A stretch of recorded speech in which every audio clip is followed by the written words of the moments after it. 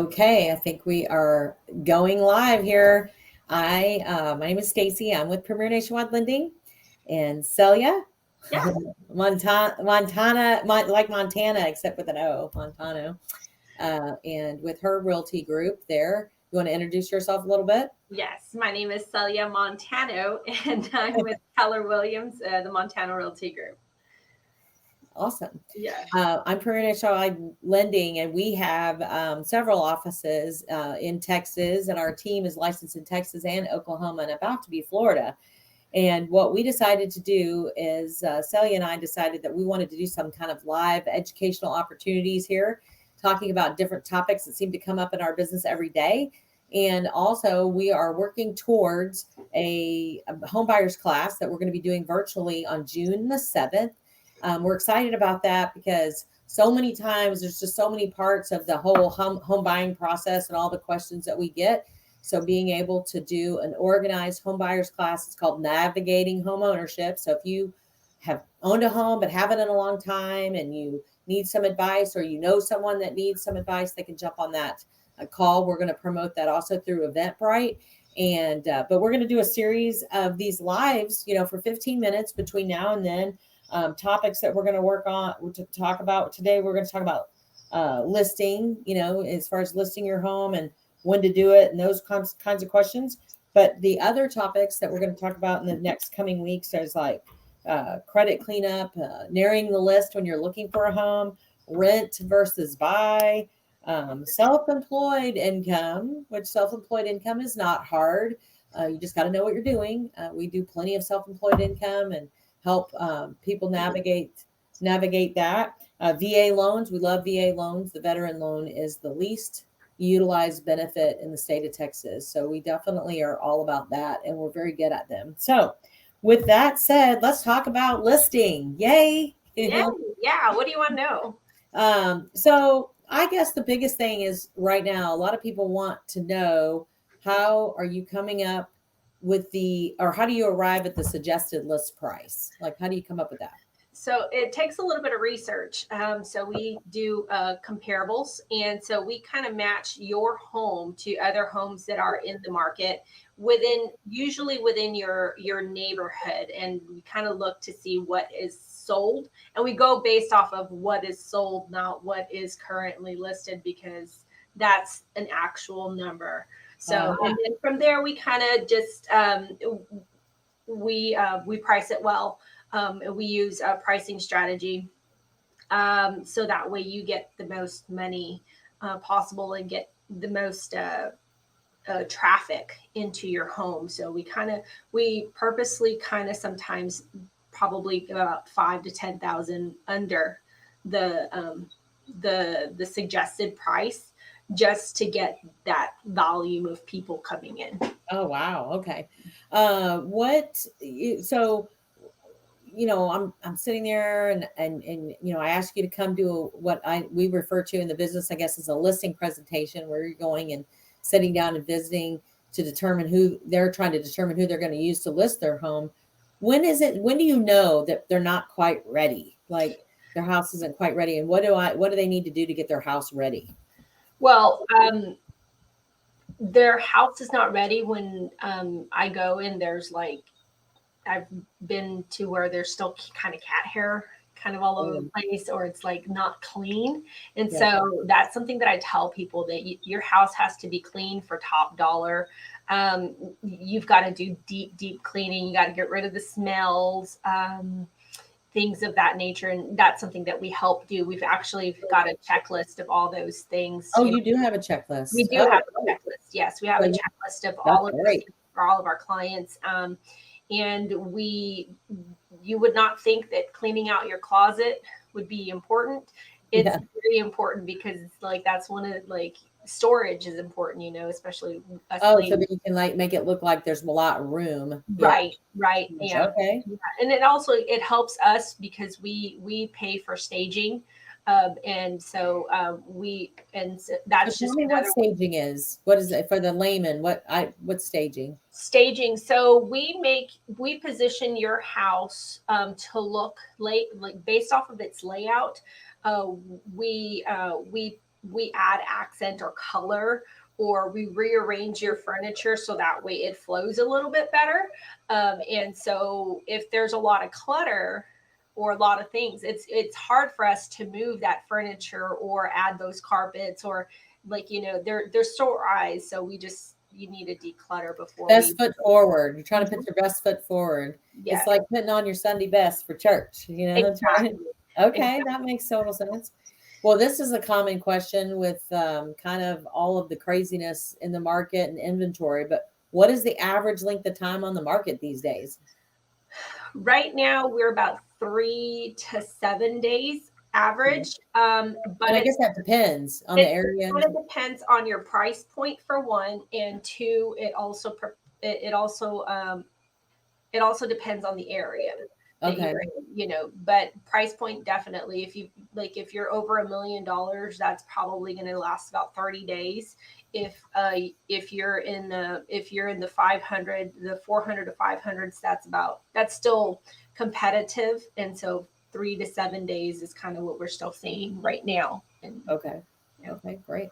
Well, I know this. I know when I have customers that call and they're trying to decide what they're going to do. Are they going to list their house? Are they going to buy somewhere else? And as a mortgage professional, I want to put them in the right hands with someone that's going to give them good advice, not just sell their home and say, "Hey, good luck." Like I want them to have a plan. What's the exit strategy? What's the plan afterwards? And that's one of the things that I like best about working with you is and being partners is I know that you have everyone's best and their best interest, Right. giving them advice about what's going to be their next step. And maybe their next step is renting temporarily till they figure out where they want to live. But Right. we never want to put somebody in a situation where they don't know where to go.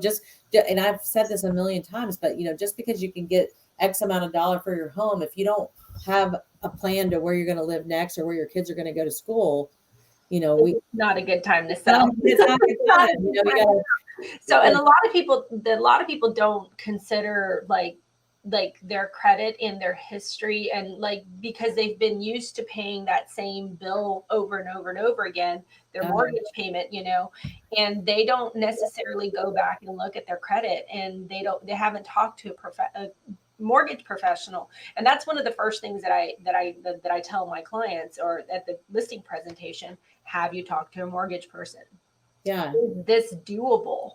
Oh, to move somewhere else, right? Yeah. Is this doable to move somewhere else? Because yes, you're going to get this amount of money, but you're going to be applying it somewhere else.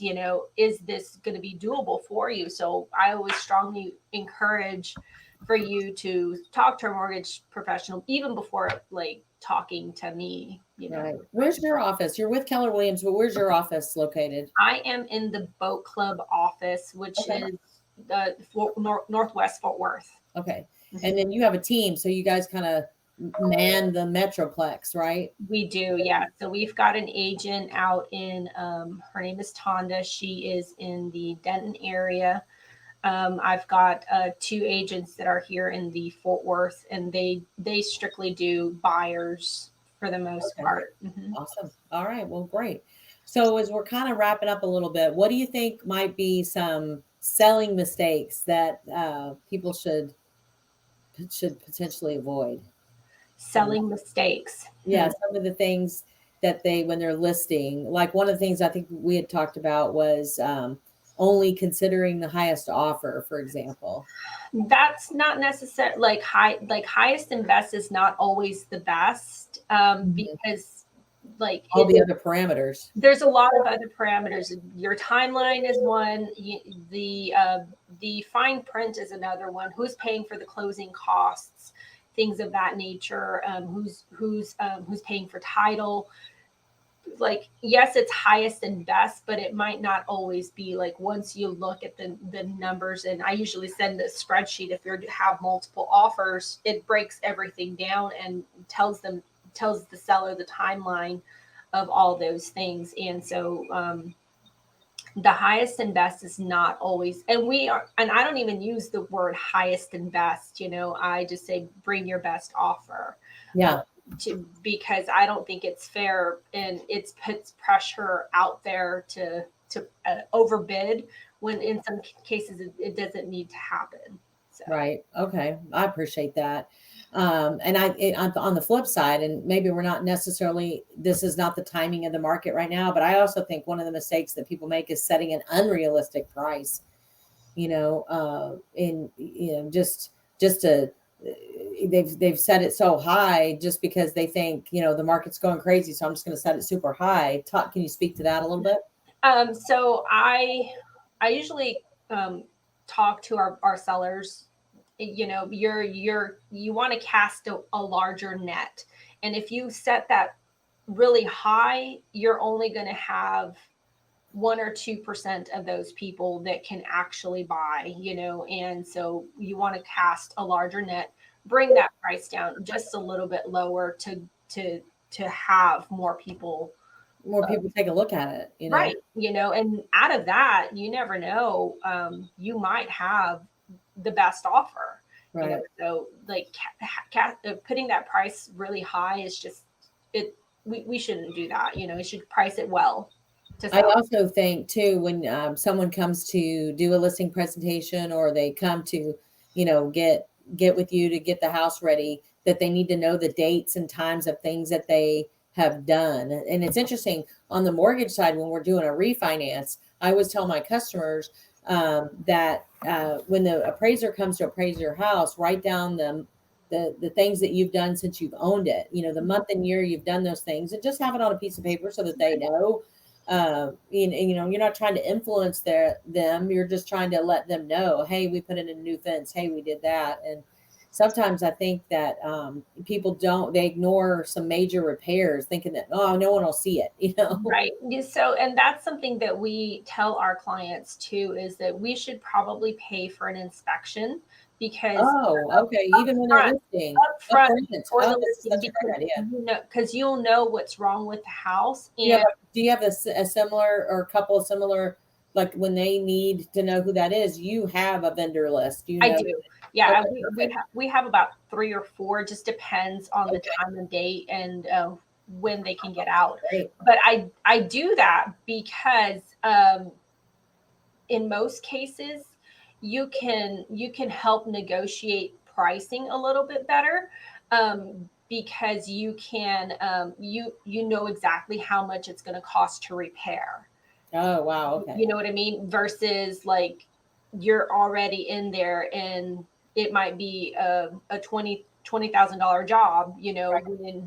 And you can negotiate that ahead of time versus, oh, it's a surprise now. Okay. I think too, sometimes people don't realize with the different weather, great North Texas weather, they don't realize they need a roof, and they're insured, and so right.